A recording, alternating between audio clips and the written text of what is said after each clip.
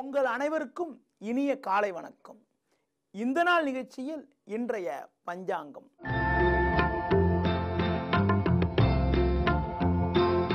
ஒன்பது 10/2015 புரட்டாசி மாதம் 22ஆம் தேதி வெள்ளிக்கிழமை.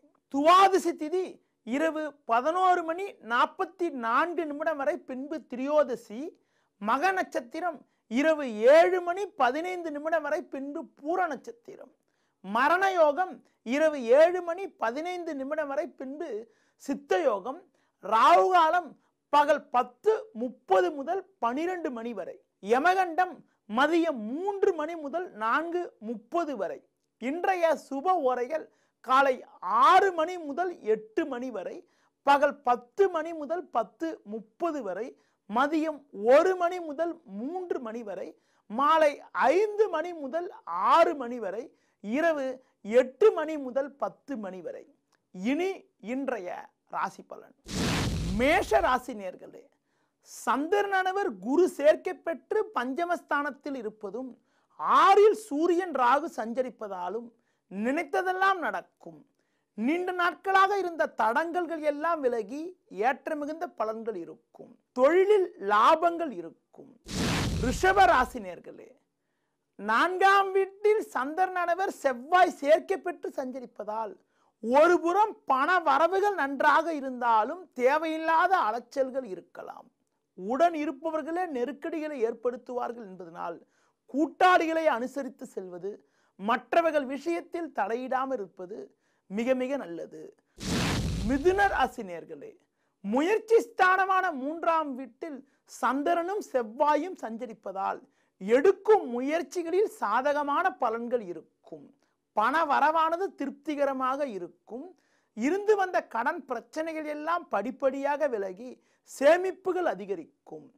கடக ராசி நேயர்களே, 2ல் சந்திரன் குரு, 3ல் சூரியன் சஞ்சரிப்பது அற்புதமான அமைப்பாகும்.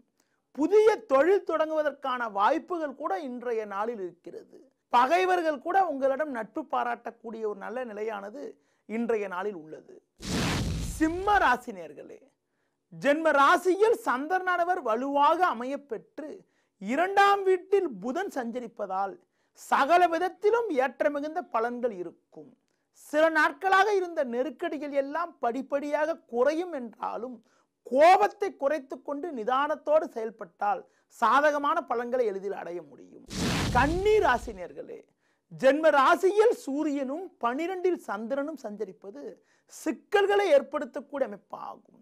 3ல் சனி சஞ்சரிப்பதால் எதையும் சமாளிப்பீர்கள் என்றாலும் உடன் இருப்பவர்களே உங்களுக்கு நெருக்கடிகளை ஏற்படுத்துவார்கள். வீண் செலவுகள், தேவையில்லாத அலைச்சல்கள் எல்லாம் ஏற்படலாம் என்பதனால் கொடுக்கல் வாங்கல் விஷயத்தில் சற்று கவனத்தோடு இருப்பது மிகவும் நல்லது. துலா ராசி நேயர்களே, சந்திரனானவர் செவ்வாய் சுக்கிரன் சேர்க்கை பெற்று லாபஸ்தானத்தில் இருப்பதால் ஏற்ற மிகுந்த பலன்களை எளிதில் அடைய முடியும்.